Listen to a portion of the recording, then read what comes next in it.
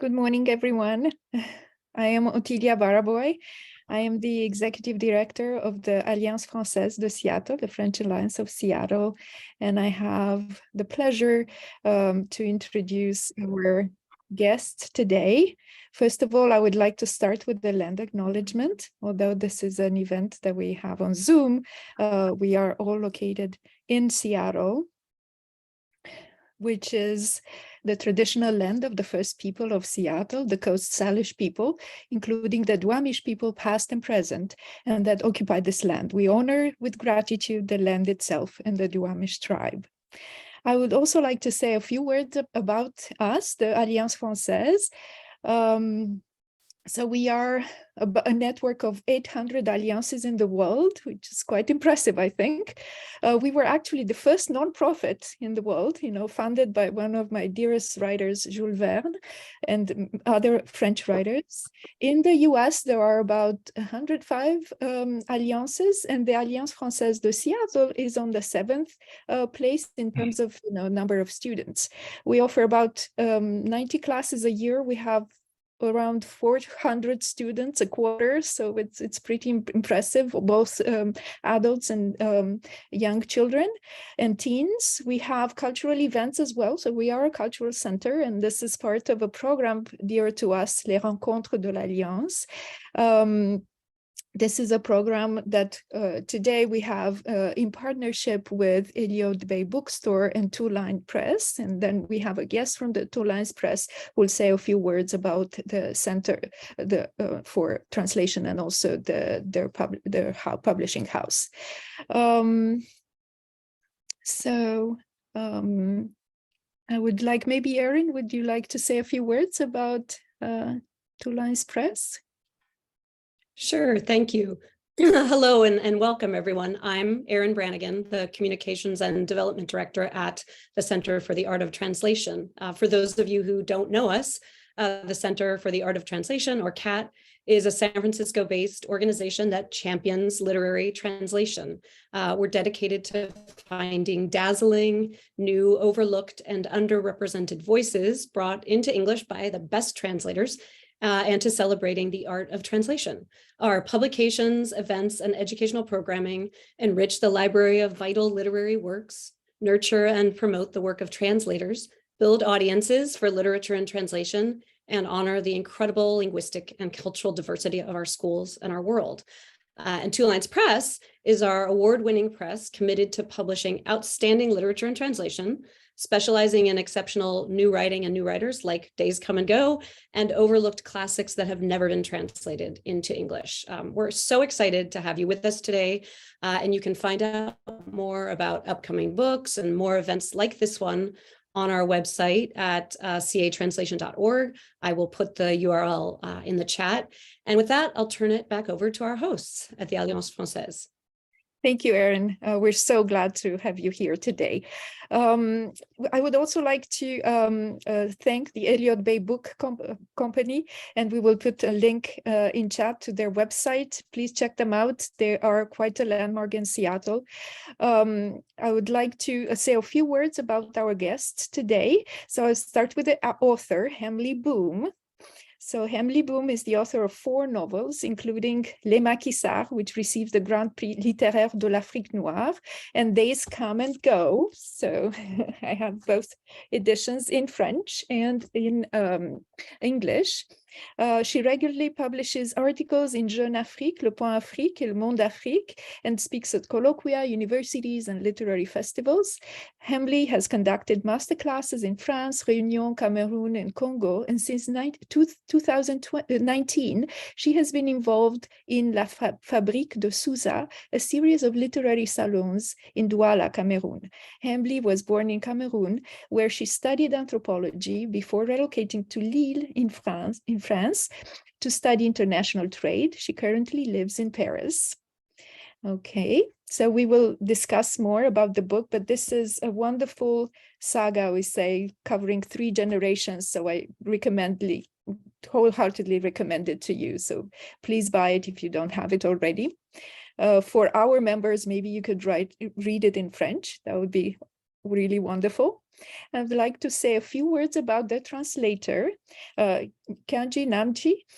He is a translator from Cameroon who has been translating since 2012. He's passionate about the role of literary translation should play in intercultural communication.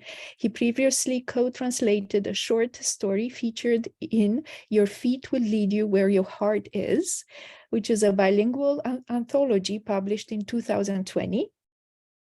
Thank you for being here with us today. I would love to hear what you have to say about this really important translation. And I would like to introduce the moderator, Nkiacha Atemnkeng. Nkiacha is a writer from Cameroon.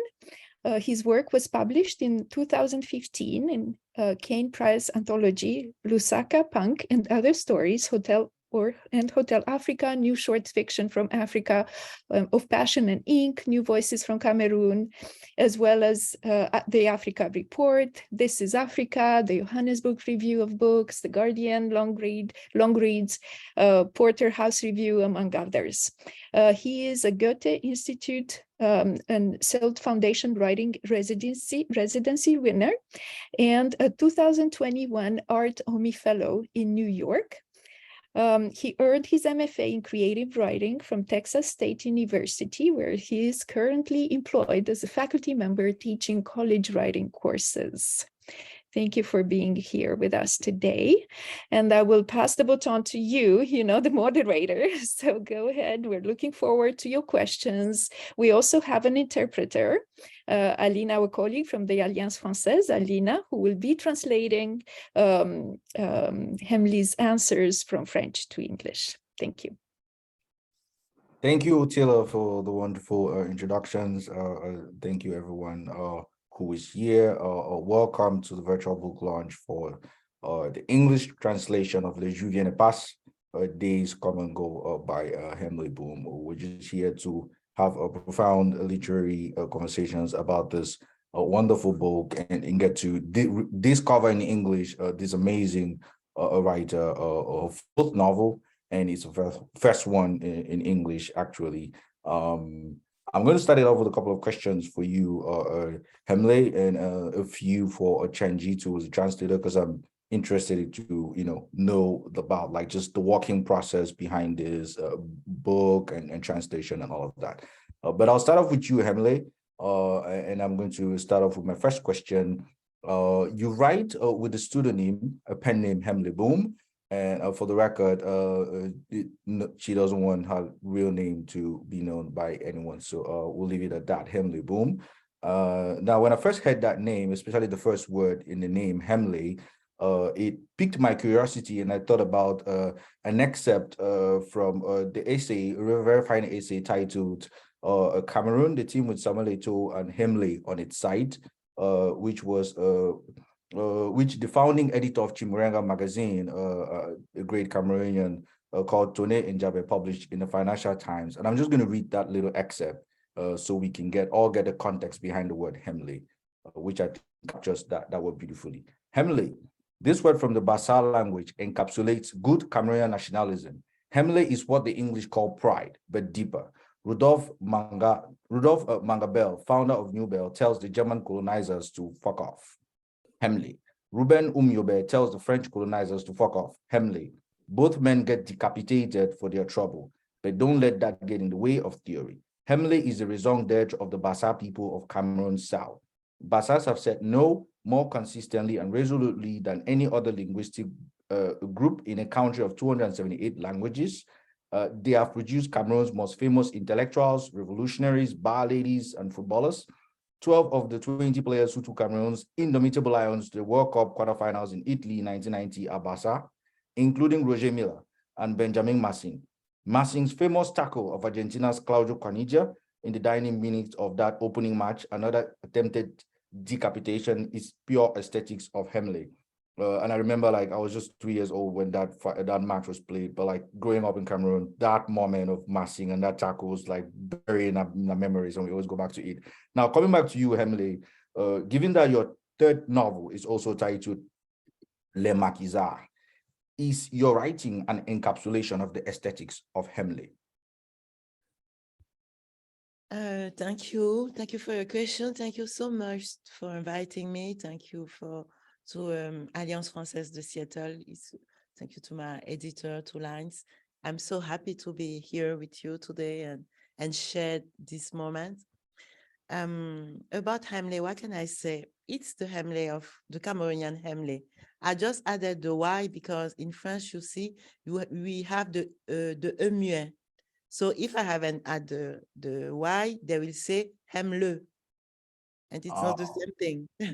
So I just wanted the A to be said. That's why I added the Y. But when I chose that name, it was really because I was thinking about the Cameroonian Hemle. And you are so right to say it's more than pride. For me, Hemle also needs courage. It also needs hope. And I was thinking if I had a girl, a baby girl, I would call her Hemley. But God gave me two boys. So when I started to write, I just kept my name for myself. I'm really happy of it. And about keeping, encapsulating, I really like the word you used, encapsulating the Hemley. I think it's much more also than my work. It's all my life. That's I wanted it to be a sort of Hemley, because yes, I like the idea that all you have to do, all you try to do, you do it with courage, you do it with hope and a sort of pride, not at the worst side of the term, but just to say, okay, I'm a human being and I'm standing debout, je me tiens debout devant le monde et je dis ce que j'ai à dire et je suis ce que je suis aussi. And I think even in Cameroon, it's so much more than just Bassa. Today, Hemley is just the Cameroonian spirit. It's much more than one tribe, even if the term is a Bassa term. Today, it has become a sort of way of recognizing the spirit of this country. That's why I'm so happy to have it, to have this name. And voila. Thank you. I like what you said there, that the word is not just a word about, like, Bassa. It's No. from like the Bassa ethnic group, but it's much more larger than that. It's a word which is now seeped into our Cameroon consciousness. Cameroon being able to go to the World Cup and beat Brazil 1-0, that's Hemley. So That's it. okay. Yeah, so we'll go to the next question. I watched the social media and even the media a show of immense support for France during the Charlie Hebdo tragedy in 2015, symbolized by the hashtag Je suis Charlie Twitter hashtag. And 1 week later, the terrorism attack at Kolofeta in northern Cameroon, instigated by Boko Haram, happened. Apart from the very few local media outlets that reported the attack and some notable Cameroonians who lambasted the attack on social media, and there was an outcry, it largely went unnoticed and way beyond the radar compared to the Je suis Charlie tragedy globally. And I also watched a video, Hemley, in which you wonder why we are no longer interested what happens in our own country. And you said you wrote this book to answer that question. Can you elaborate on how the terrorist attack in Kolofeta partly inspired or largely inspired this novel, and how it provided a creative spark for this novel? Alors, quand il y a eu cette attaque de Charlie Hebdo, j'étais devant chez moi, je vis à Paris, j'étais devant la télé et tellement horrifiée par ce que je voyais et effrayée aussi. Et une semaine presque jour pour jour, il y a eu cet attentat à Kolofeta qui a fait 150 morts. Et dans mes deux mondes, dans mes deux univers, que ce soit le pays dans lequel j'ai choisi de vivre ou le pays dont je suis issue, et que je continue dans lequel j'ai de la famille, des amis, etc., dans mes deux univers, la même violence sévissait. Et j'ai été extrêmement touchée par le fait que Charlie Hebdo ait, à juste titre, suscité tellement d'engouement et de compassion, et que Kolofata, il n'y ait pas eu un mot. Très, très peu. Même à l'intérieur du Cameroun, on en a très peu parlé. Quand j'ai commencé à écrire Les jours viennent et passent et que j'ai demandé aux gens, est-ce que vous savez ce qui s'est passé à Kolofata? Ils ne savaient pas. À Douala, Yaoundé, dans les autres villes du pays, ils ignoraient qu'on avait 150 compatriotes qui étaient morts à Kolofata. Et alors oui, ça m'a inspiré ce livre. La question, c'est, à mes yeux en tout cas, n'est même pas pourquoi nous ne nous intéressons pas, mais à quel point les douleurs et les luttes sont cloisonnées, fermées, à quel point nous pouvons nous intéresser, savoir tout, mais dans le détail, sur un événement qui a eu lieu à Paris, et être tellement ignorant de ce qui se passe dans notre propre pays avec nos compatriotes. Thank you for that, Hemley. I understood that perfectly. Do you want to translate or? I Yeah. was just going to call Alina to help us since she's the official translator with this event. OK. Et pardon, est-ce que vous pouvez juste préciser, c'est Kolofata? C'était à Cameroun? Camerounais, à l'extrême nord du Cameroun. Okay. Okay. Okay, so yes, when the Charlie Hebdo attack happened, I was at home. I was living in Paris at the time, and I was seeing everything on TV, and I was completely horrified by what I was seeing. I was scared too. And not even a week later, there happened to be another attack in my home country in Cameroon, in Kolofeta, and there was 150 deaths. I was extremely moved by these two attacks, like, occurring so close together, one in the country where I had chosen to live and the other back in my home country. But there was a huge gap in the amount of compassion shown towards these two attacks. There was so much attention being paid to the Charlie Hebdo attacks, and everyone, most people, were ignorant of an attack that had occurred a week later at Kolofeta. So this is what inspired my book, and I was thinking about the question, why is this compassion so isolated to one event and not the other? Thank you for that, Alina. Yes, it's something to really think about. Hemley, I remember the Sri Lankan winner of the Booker Prize for 2021. He's from Sri Lanka, and I remember he attended a residency in Iowa, and he just written a novel that won the Booker Prize about the war in Sri Lanka. And he said all he kept hearing was the discourse about the war in Ukraine.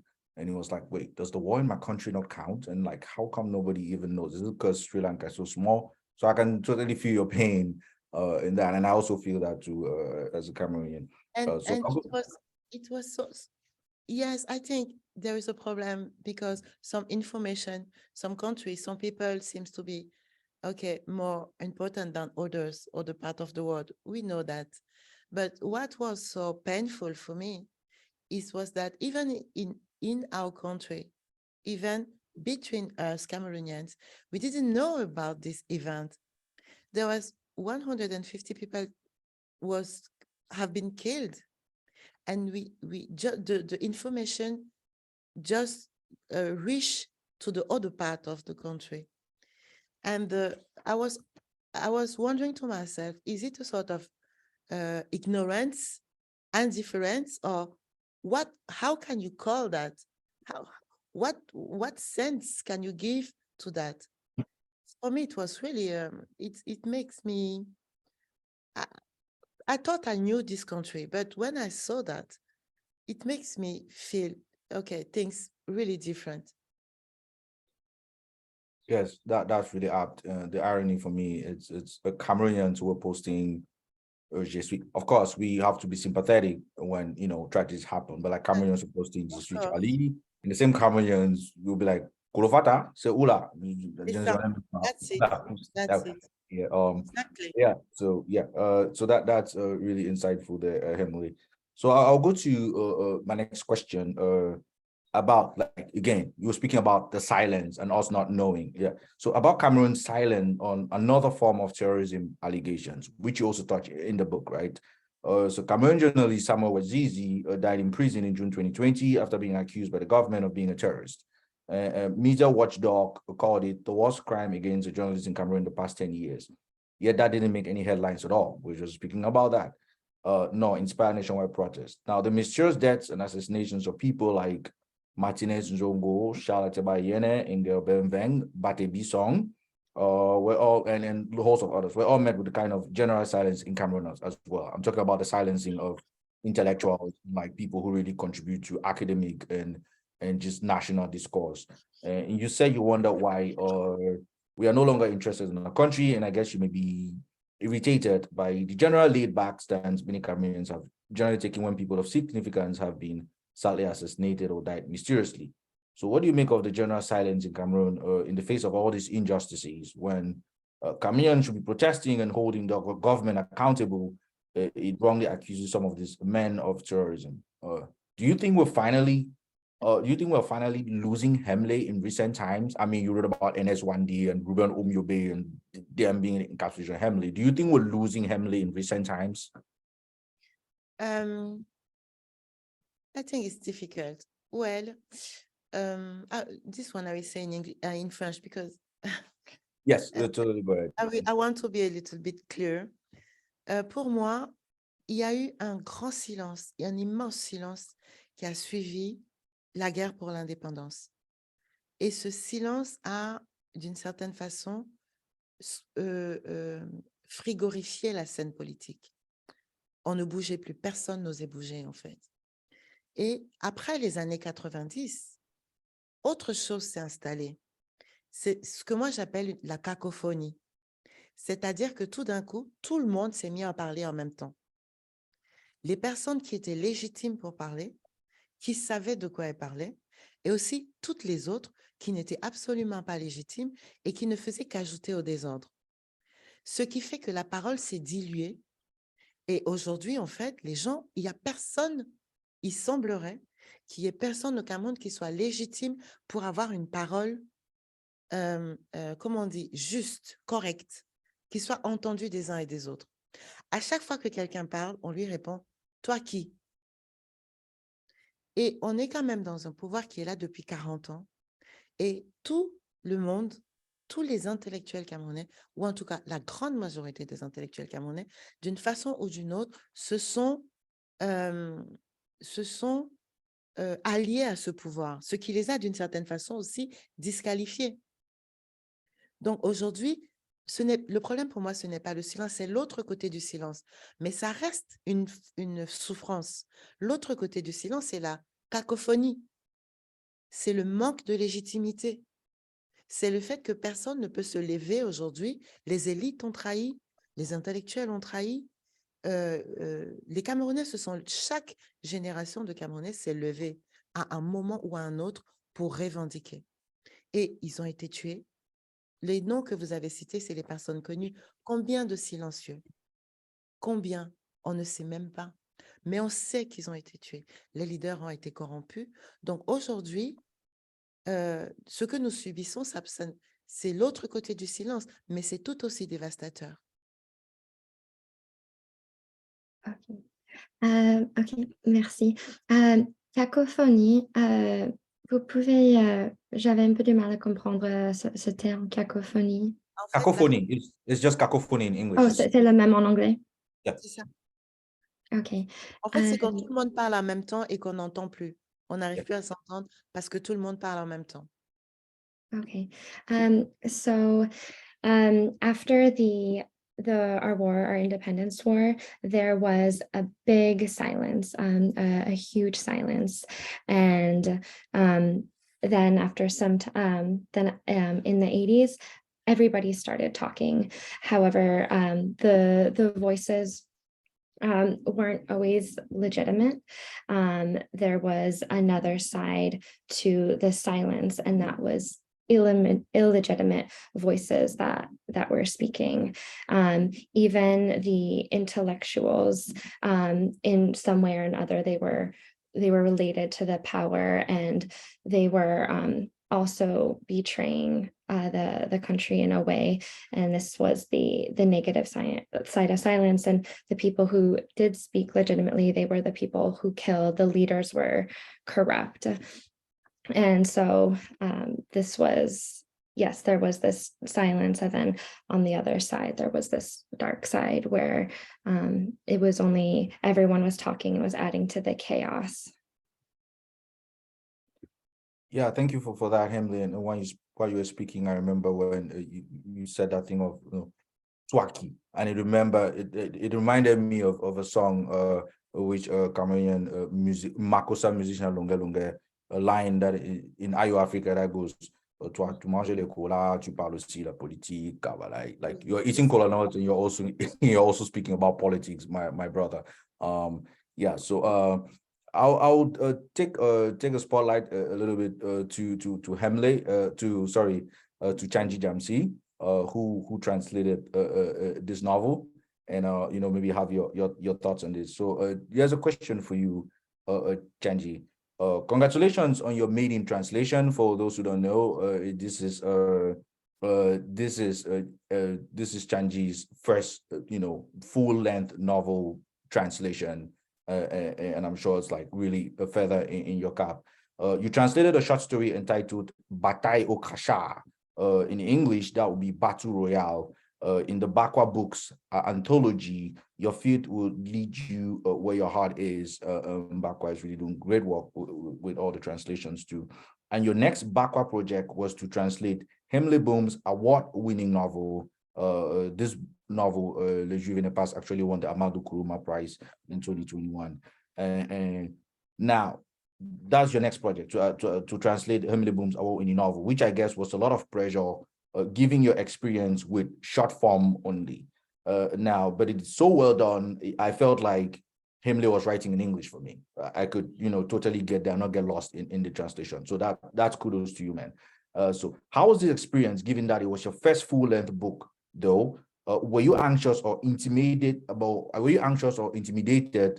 by the scope of the project, given that this was not just any book, it was the winner of the 2020 Amadou Nkrumah Prize? Also, you will be translating this wonderful writer from French to English for the very first time. She'd never been translated to English before, and first time ever. Were there moments when you thought, if I read this translation, it will ruin her English translation legacy forever, and readers in English will be scared from this, so. Hi, everybody. Hi, Nkiacha. Hi, Hemley. Yeah, I think you've just named the list of all the things that I found intimidating about this task. Definitely moving from a short story, which I co-translated, and jumping directly into a full-length award-winning translation. I think I felt like I had learned how to swim in a puddle. And then when it was time to really prove my skills, I was thrown into the sea. There were times when I felt really overwhelmed at that level. And equally too, some of the pressure came from the fact that I was distinctly aware that this was, I had the burden of carrying this voice, this very prolific voice, and presenting it to an English-speaking audience. I think those were things which were quite at some point, yeah, they really yoked my spirit. I was definitely aware of that. And I think the challenge too, normally going from short story to full length, is it comes at some point, you have to make sure you keep the same amount of concentration from each chapter, from each page.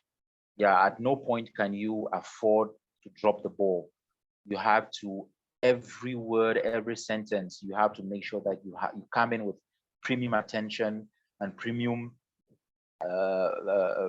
quality, really ready to deliver. So yeah, I was at some point I felt intimidated by what I was about to do, but luckily too, I knew that if I had been given this task, is because somewhere somebody felt that I was able to deliver, and I was equally going to find myself in a very nurturing environment which Bakwa provided, and I think that is what helped me to finally be able to swim and not drown.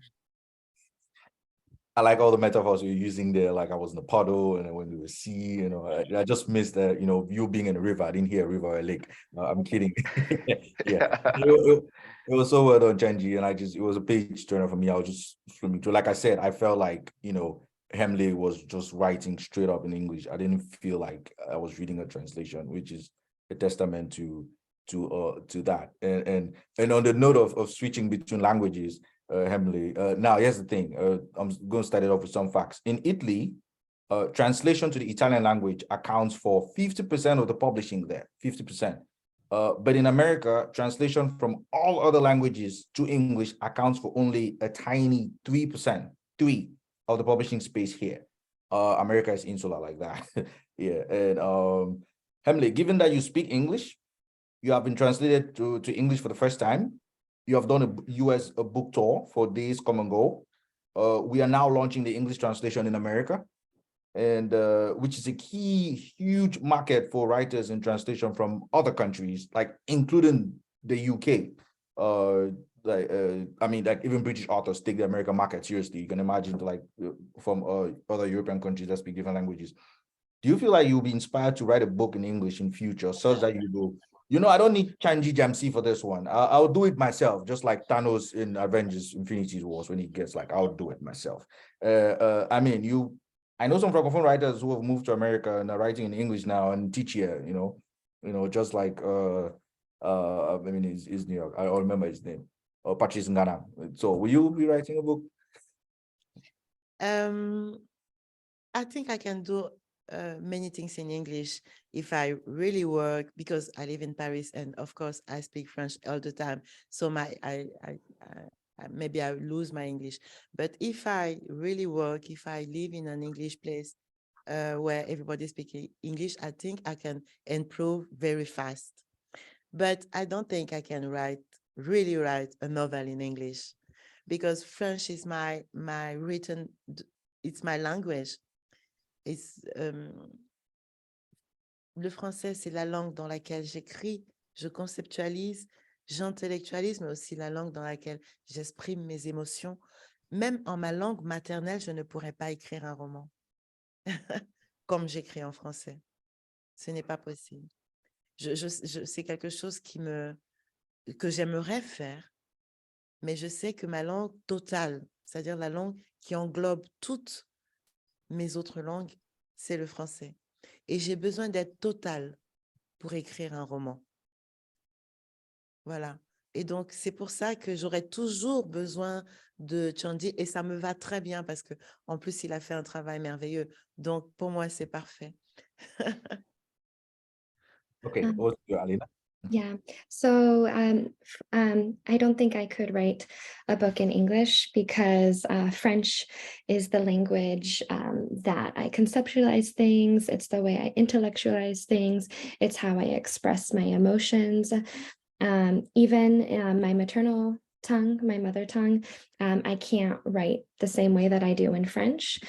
For me, French is my everything. It encompasses everything for me. And I need that. I need that everything to be able to write. And the other author that was being referenced, he did an amazing job. But for me, French is what I like to write in. Yes, that's really interesting, Hemley. And when you were thinking, when you said you can't even write a novel in your like your local language, I was just thinking, because Mongo Betty, I think he said something that when I want to write my fiction or my stories, I think in a Wondo and I do a transliteration of my stories in a Wondo in the French language. And I remember that Jacques Famendongo, who reviewed Mongo Betty's work, has said that when I read Mongo Betty, it's like I'm reading a novel in a Wondo, but a Wondo which is in French. That's it's Yes, good to get that interesting. I know you know. I think I can even teach in English. I can do a lot of things in English, but for example, when I write a novel, it's not only thinking in my language and translating it. It's just French and my language, and all my language become the only.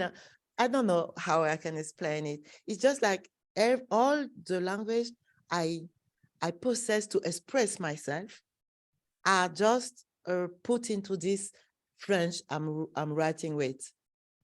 Yes, thank you very much. I totally get you. I'm in the same boat too. I write in English, I inflect in French, and there's no way I can write a story in my local language, which is Mwe from the Bangwa people. So I'll go to the next question. We're dipping now into the characterization of the novel, Hemley.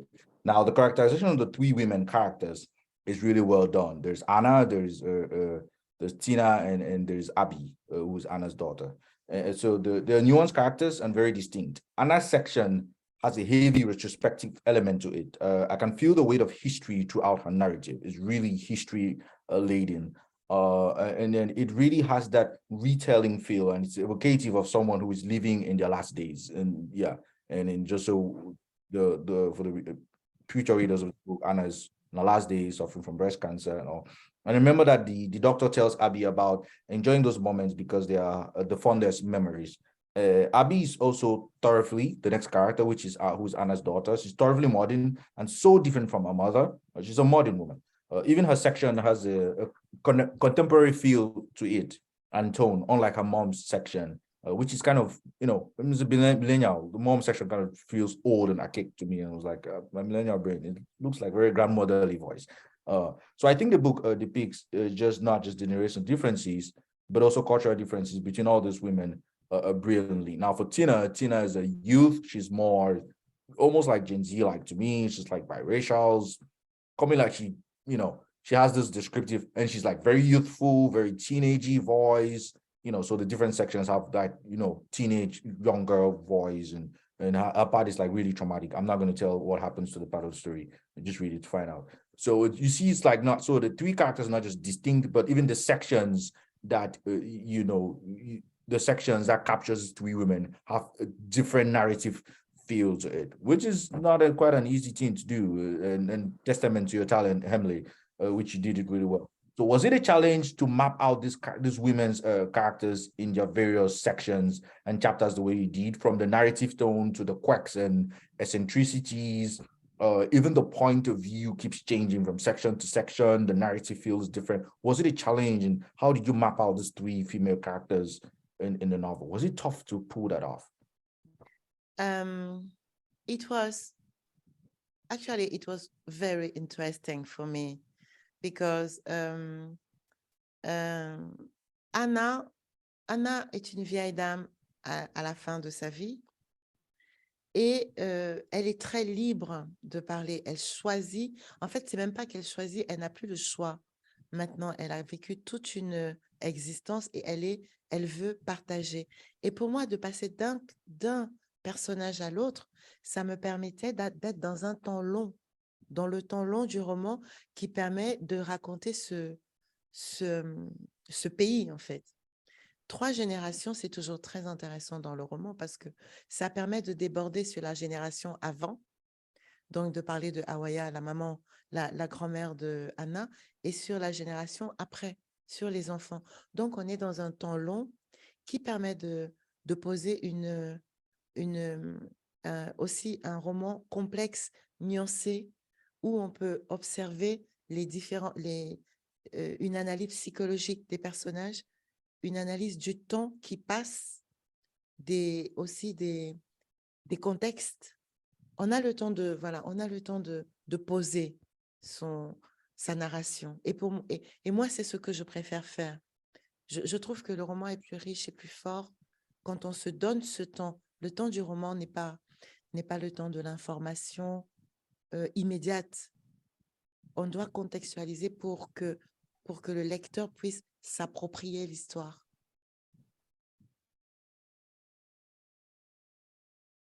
Allez.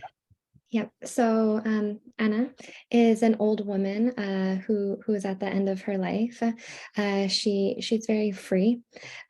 She has lived her life and she wants to share that. She no longer really has much choice.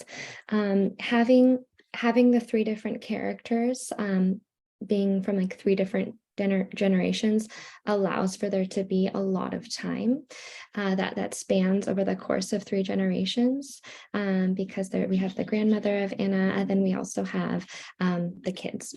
So having all of this time allows for a very complex and nuanced novel. We can do a psychological analysis of each character and how that is influenced by the different generations in which they've grown up. And I believe as well that this makes having this element of a long timeline, it makes the novel stronger. And we're not just living in the immediacy of the present. We have all this time and we can contextualize ourselves within this relative to the time. Great. Thank you, Alina. Thank you, Hemley, for that. So I'll go to the next one, which is the themes which you handle for this book. So you read about the various themes in very insightful ways. Abby's romance in Rome and Paris during her affair with the artist feels emotionally packed and so alive. One feels like rooting for that couple, even though they're both engaged in this taboo act of an affair, and they're not supposed to be, yeah, but it's so well done. And you know, like it will soon ruin their life, but you just like you're reading it and the romance it's so good. So Anna's breast cancer felt really poignant to read, and having experienced a recent family death from breast cancer myself, it just brought back those painful memories. You're able to do that so brilliantly. Yeah. So and then you also like just issues like immigration in France reminded me of like the immigration issues in America, even though it's, you know, slightly different, but still kind of the same. Yeah, so there's like race and like racism, there's like internalized racism and stuff like that. So it's really interesting cultural differences between, you know, Abby and Julianne.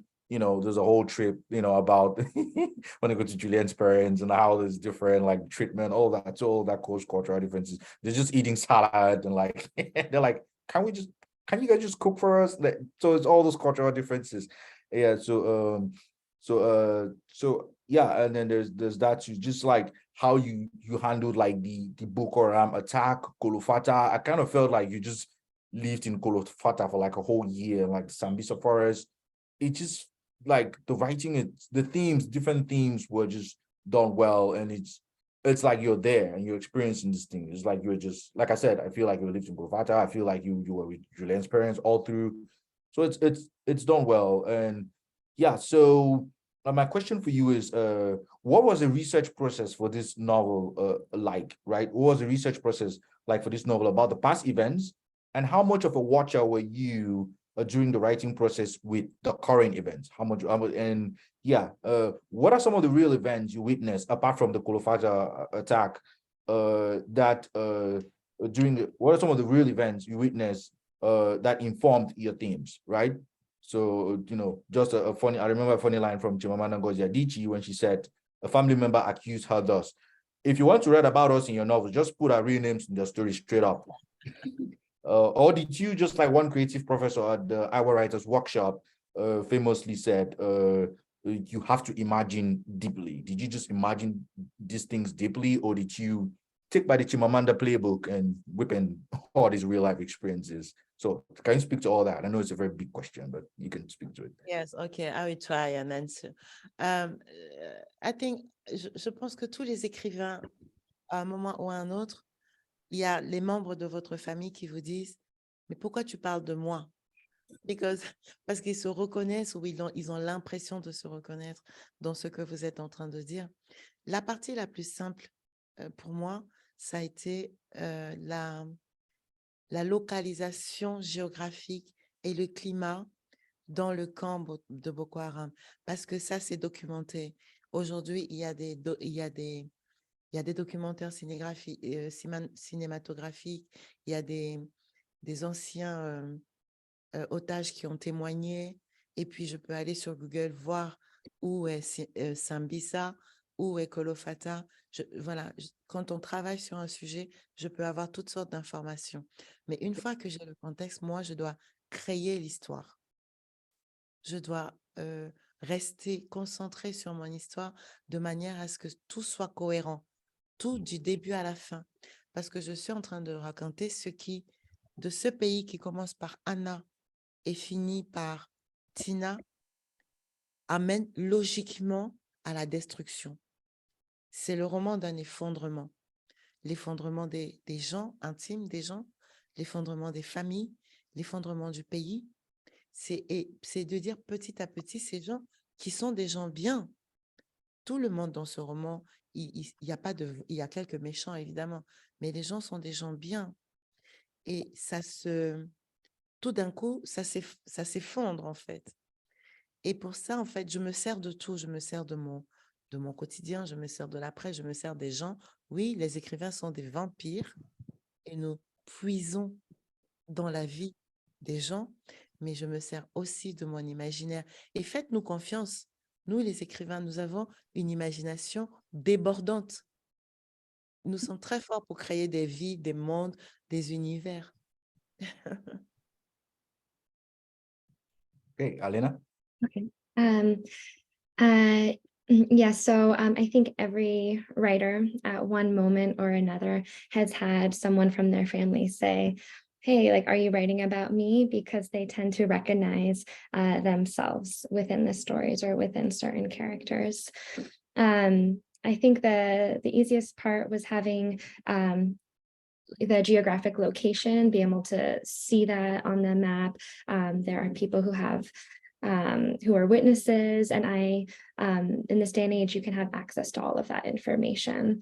And so once I have that, once I have the context and the setting, then it's from that I can then create the story. And so I started my story with Anna, and it ended with Tina, which ultimately ends in destruction. And it's a story of destruction. It's the crumbling of a country, of people, of families, little by little. The people in this story, they're all good people. There are a few bad people in this story, but most of them are all good people. I get my ideas through many different sources, from my daily life, from the people in my life. It's often said that writers are vampires in that sense, that we get our ideas in this way. But I also have an imagination that is overflowing. And through all this, I'm able to create a universe. Great, thank you, Alina. So this question will be for Nchanji, and then this will be like the last of my questions for this panel, and then after this, I'll take the Q&A questions from the audience for both of you. So Nchanji, I think Bako made a really right decision to choose a Cameroonian translator to translate this book by a Cameroonian novelist. I've heard some criticisms about some translations of books by writers from the African continent along the tangent of a European translator, who may be a good one, made a mess of this or that book, made a mess of this or that book's translation, right? I believe now, no matter how good the translation may be, there will be some cultural nuances and some cultural differences that they may miss because of the blind spots of not coming from that region and not growing up from there. And I believe we should totally use our own translators for our own works, right?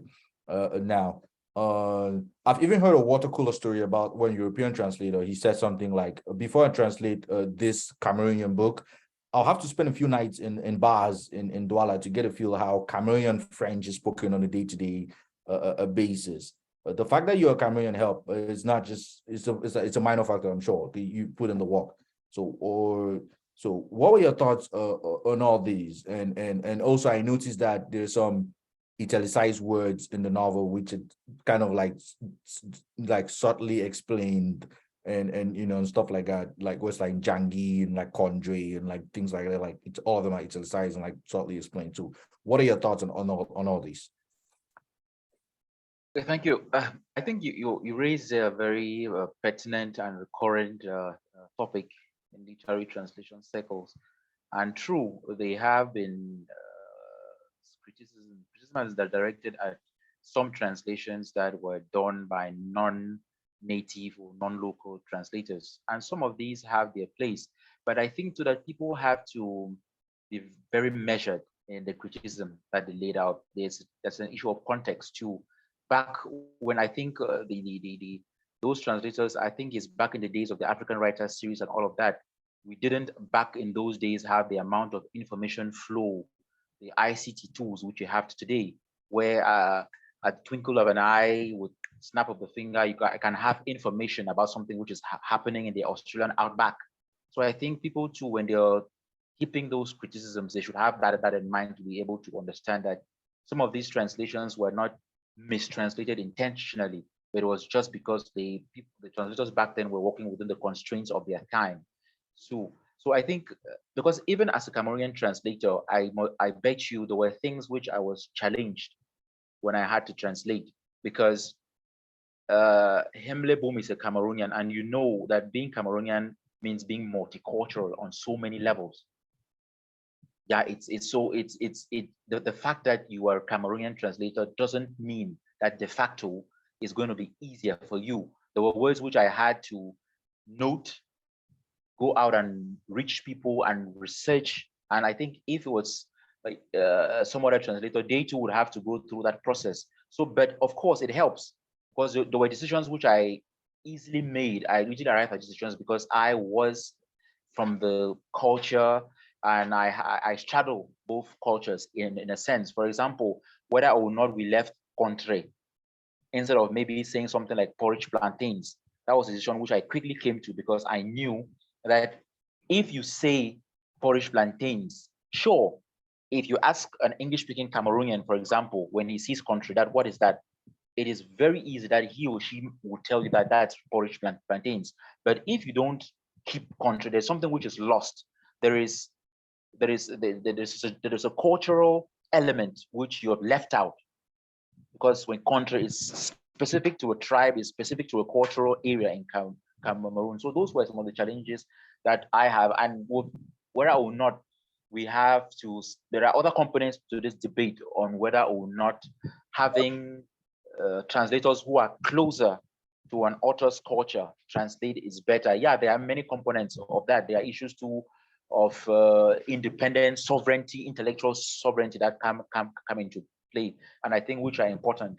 And I think too that from my perspective, it is important because we have a very deep depth of talent in Cameroon that is unexploited. And on top of that, this talent is sitting next to a stockpile of untranslated literature, which will very much help for intercultural communication, to enrich our lives as Cameroonians and help us understand. So yeah, for me, if I'm to take a stand, I would say it's important that many more local translators get to translate local authors, because maybe the road they will have to travel to get to access meaning will be shorter than somebody who is far away. And equally too, there is, for purposes of capacity building, we need to have all the talents which Cameroon is one of the countries that produces so many translators,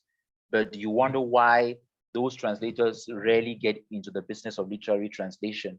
So with initiatives like what Bakwa is doing, and with, of course, too, the activism of Hemley Boum, because I think she too contributed to say, no, I would rather, if we can, have people from Cameroon to do this job. I think it's very, very important when we can to have such things happen, because at some point in time too, 60 years on into independence, it's important for us now to appropriate our narratives and be able to show that here we've come of age, we've learned what has been taught us, and that we can equally have our say in this debate.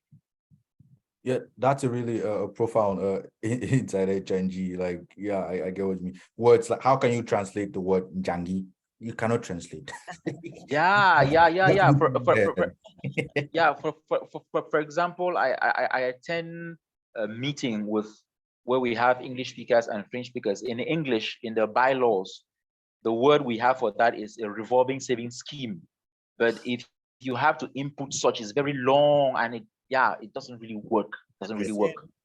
Yeah, and equally too, there is equally one component we need to understand, that at some point in time when we tend to we at some point we don't want to trust readers, that readers are, but each time they open a book, they want to go on an adventure, they want to discover something new, and by always taking out all these words, we deprive them of that adventure. That, okay, Nchanji, what can that mean? And today, thanks to Google, quickly you get what that means. And that's somebody next time, when if they're coming to Cameroon, it's not a stranger who is coming into virgin territory, it's somebody who is coming already. And through language you empathize with people, you build bridges. So it's important. Yeah. Okay. Yeah, thanks for that, Nchanji. Now we'll quickly go to the Q&A questions, and I'm going to moderate those two, and I'll read both in English and French. Yes. Yes, the first one that I see is quel était le motif de ce massacre dans le nord de votre pays? I think that's more, it's no more of a literary question. I think that's more of a research question. So perhaps you might want to like Google that, especially like given the time we have right now. We may not, I mean, it's something you can just, it's a journalistic angle to it, and it's easy to verify. So we might skip that. Okay, so this is for Hemley. Avez-vous des conseils pour quelqu'un qui n'a pas pris un parcours d'écriture créatif et qui veut écrire un roman? Ce que je peux lui conseiller. Sorry, maybe Elena can translate that for English readers, and then you Oh, the question. Yes, oops, sorry, let me pull it up really quick. Do you have any tips for someone who's never taken a creative writing course and would like to write a novel? Alors, non, j'ai pas vraiment de conseils. Je peux juste dire que vouloir écrire un roman, avoir envie d'écrire un roman ne suffit pas, en fait, pour écrire un roman. Il faut savoir que c'est un vrai travail qui va vous prendre du temps, de l'énergie, et qui doit être fait vos journées, en fait. C'est un travail. Mettez-vous juste en tête que pour écrire un roman, c'est un marathon. Il faut se préparer à le faire. Vous ne pouvez pas simplement vous dire, je vais m'asseoir une fois de temps en temps et écrire quelque chose. Il faudra aussi se structurer et se dire qu'on est en train de rentrer dans un processus qui est un processus de travail et qui va vous prendre du temps à la fois émotionnellement, intellectuellement, physiquement, et un long temps qui va occuper votre vie pendant longtemps. C'est un engagement que vous prenez avant. Après, pour ce qui est d'écrire, comment, il y a beaucoup d'endroits maintenant où on apprend à écrire, les techniques, etc., s'apprennent. Mais ce qu'il faut, ce qui est important, c'est à la fois la vraie volonté et de s'autoriser à écrire. Qu'est-ce que vous vous autorisez à dire dans votre roman? Parce que ce que vous ne vous autorisez pas à dire va bloquer votre créativité. Donc, il y a d'abord ce travail intérieur de est-ce que je veux vraiment écrire? Est-ce que je suis prête à consacrer à cette activité le temps et l'énergie qu'elle requiert? Et est-ce que je m'autorise à écrire, à dire ce que j'ai à dire? Le reste s'acquiert. Les techniques s'acquièrent. Il y a beaucoup de programmes aujourd'hui pour les acquérir. So I don't really have tips. What I would say, though, is wanting to write isn't enough in and of itself. You need to know that it's hard work that demands a lot of energy, a lot of time.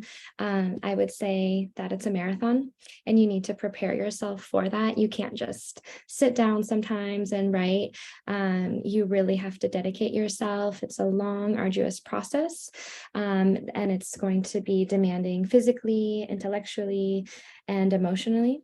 The techniques you can learn, there's so many of them out there, but what you really need is to have the desire to do it, and also to be able to give yourself the permission to write freely, because what you don't let yourself write is what's going to block you. So it's really something that comes from the inside, and you have to ask yourself, am I really ready? Am I ready to devote the time and energy that is necessary? And as far as techniques, those will come. You can learn there's so many. Yes, I know we're hitting the 1 hour mark, and then we'll take maybe 8 to 10 minutes. I've watched a couple of the other videos with this, and I see we can do maybe 10 more minutes of questions, because there's some questions in the chat that I really want us to hit. We may not do all, but I'll try to pick some really cool ones. So this question is directed to Hemley Boum. I noticed that your writing dwell on place, history, and crisis. I believe you do not only write for the sake of documenting history and facts. What's the long-term goal for your writings? Also, when you read the English version of your book, do you feel like listening to yourself, or do you feel that you lost your voice somewhere in the lines? Alors, I will start by the second point. I didn't feel I lost my voice, but sometimes I heard also Nchanji voice, and it was so. I heard the voice of the translator also, and the way he was in some way interpreting what I was saying. And it was so interesting for me because he was interpreting without with no treason, c'est-à-dire sans trahir ce que je disais. Et pour moi, c'était une très belle expérience parce que mes livres sont traduits dans d'autres langues que je ne peux absolument pas lire, en allemand, en danois, etc. Et c'est des langues auxquelles je n'ai pas accès. Et là, je pouvais voir le travail de Nchanji, comprendre le travail de Nchanji et à quel point il n'avait pas trahi ce que je voulais dire. Et c'était une très belle expérience pour moi. Et c'est pour ça aussi que je l'ai déjà remercié plusieurs fois, mais je le remercie encore parce que le travail qui a été fait a été formidable. Et je ne me suis pas du tout sentie... j'ai pas du tout senti que d'une certaine façon, mon travail n'avait pas été respecté. Au contraire. Ça, c'est la première chose. Maintenant, pourquoi j'écris, en fait? C'est ça la question. Quel est mon objectif? J'écris d'abord parce que c'est la seule façon que j'ai de m'exprimer. Et que c'est très précieux pour moi. L'écrivain interprète le réel. Il donne sens. Dans la vie, il y a des choses qui se passent les unes après les autres. J'ai l'impression que de façon tout à fait concrète, l'écrivain fait lien. Tout d'un coup, il donne sens à ce qui se passe et les choses sont plus claires. Et je pense aussi que c'est ma façon de transmettre parce que je suis une femme camerounaise et que j'ai l'âge que j'ai et que je viens de ce pays-là. D'une certaine façon, je veux apporter aussi ma contribution et je l'apporte à ma façon qui est d'écrire. Si j'étais historienne ou sociologue ou encore autre chose, je ferais différemment ou même musicienne. Mais le roman, le roman, la poésie, ce sont mes façons de m'exprimer. Et je n'écris pas tout le temps en me disant je suis en train de construire une œuvre. Mais quand je me saisis d'un sujet, je me saisis avec passion et je vais jusqu'au bout de ce que je veux dire. Parce que je considère que ma voix, à ce moment-là, a son importance. Okay. Speaking, je suis très bavarde. Sorry. You can say stop if... Ok, je prenais des notes. Oui, ça va. So let's see. So it was, the translation was a very beautiful experience for me. My book was even translated in languages that I don't have access to, for example, in German and Danish. The work of seeing the translation work, I don't feel that he disrespected or betrayed what I had to say at all. I think he did a great job, and I have thanked him many times, and I will thank him again for his work. The question, why do I write? What's my goal? The reason is I feel that it's my only way of really expressing myself. It's something very precious to me. I think the work of writers is to interpret reality and make sense of life, and making those links between what happens inside and what happens on the outside. I am a Cameroon woman, and I want to contribute in the way that I best know.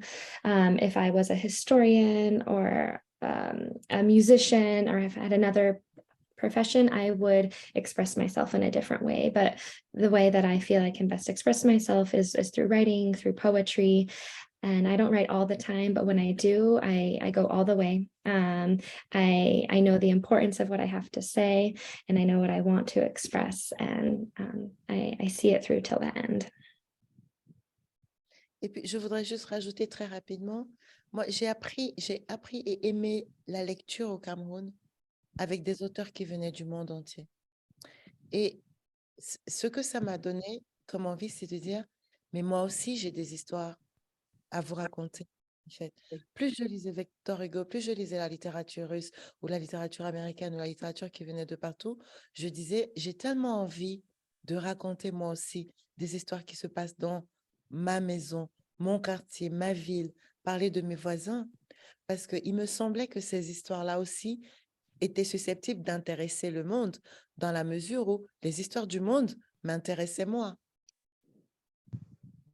And I would like to just add one thing really quickly. I developed a love of reading by reading authors from all over the world.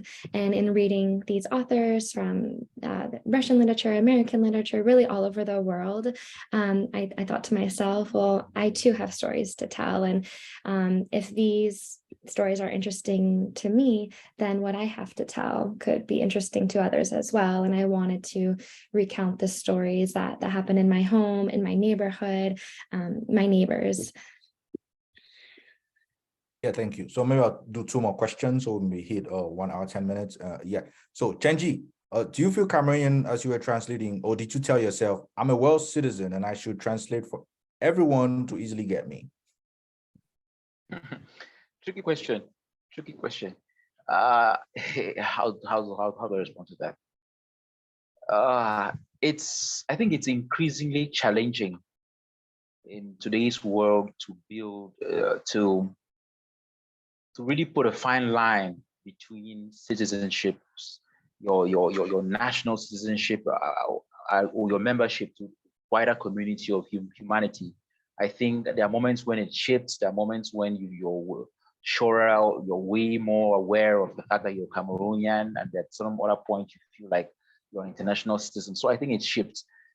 But I think for the task I had here, I had to be acutely aware of being a Cameroonian, because the setting, the people, and those the myths, the history that was being sourced to be able to tell the story. I remember Awaya, for example. There were instances where I thought that was my grandmother that were making references to. So yeah, I think generally I really had to build on the fact that I was a Cameroonian from this background. But there were equally instances where, of course, I had to be aware of my membership in the global village to be able to render whatever was being said, convey the message that was being conveyed in a particular segment. So yeah, it was both ways. Yeah. So question for Hemley. I'm going to fuse 2 audience questions because I think you could tackle them. And yeah, and I know what I'm doing here. Is there a lot of anthropological background to this novel? And then the other question is, like, what were some of your literary influences to to this book? Yes, it's always an anthropological background on my books, because I like going back to understand where people are coming, what is their environment, and how the environment influenced what they are doing, and of course there's also a sort of anthropological background. That's it. And about the books that have not this work, how can I say it? Je peux pas dire qu'il y ait un livre qui est influencé en particulier de ce travail, mais je suis très, je suis très attentive à tout ce qui se publie aujourd'hui sur pas seulement le Cameroun, mais toute l'Afrique. J'aime beaucoup cette littérature qui nous... Et je la lis toujours avec beaucoup d'attention parce que ça me permet à la fois de découvrir que nous avons beaucoup de choses en commun et aussi ça nourrit ma propre littérature. Ça nourrit mon propre imaginaire et ça m'ouvre. Et donc oui, pas citer un livre, mais dire que ce qui se fait aujourd'hui en termes de littérature africaine, ça m'intéresse, mais pas qu'en Afrique, et de diaspora, ça m'intéresse énormément. Okay. So I wouldn't say that there's just one book in particular that's influenced by anthropology.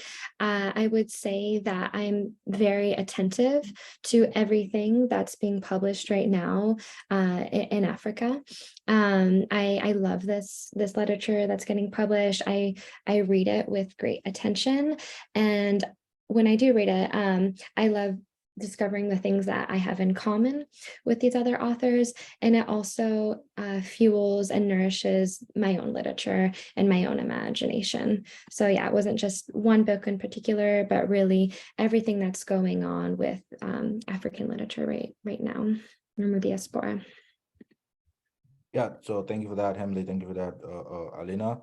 So yeah, so at this point, I think I've pretty much covered the bulk of the questions in the Q&A. I mean, there are some ones that I felt like were covered in the conversation, so I'm not going to read that, especially because we have this race against time. But I think I pretty much covered the majority of the questions in the Q&A. Yeah, so yeah, I don't have any more questions to ask. I think my job as a moderator here is done. Merci tout le monde. Merci Alliance Française pour l'opportunité de faire ces chats avec Nchanji et tout le monde. Maintenant, je peux comment on dit ça en français? Je peux mettre un petit peu de mon français là-bas. Bon, merci tout le monde. Merci. So thank you, everyone. Thank you so much for your work, for your dedication. I would like to thank the Center for the Art of Translation. You are doing a tremendously important work, accepting, translators who are not native speakers. This is huge, actually. So I congratulate you for that, for being open towards international literature and for bringing these authors here to the US. I would like to also thank you for encouraging, literature written in French. Actually, the month of March represents le mois de la francophonie. So for the month celebrating French-speaking cultures in the entire world. I'm proud by myself represent one of it, which is, I'm originally from Romania. So I'm happy to be part of this global movement.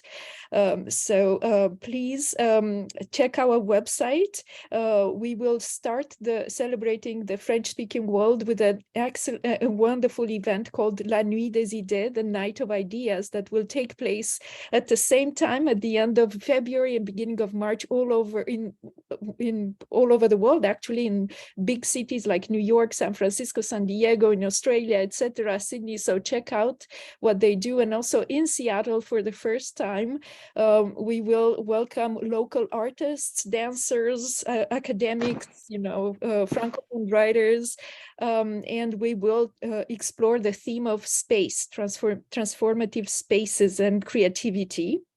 And also we invite our members, or, if you are not in Seattle, please also, you're invited to participate. We will write together a collaborative poem.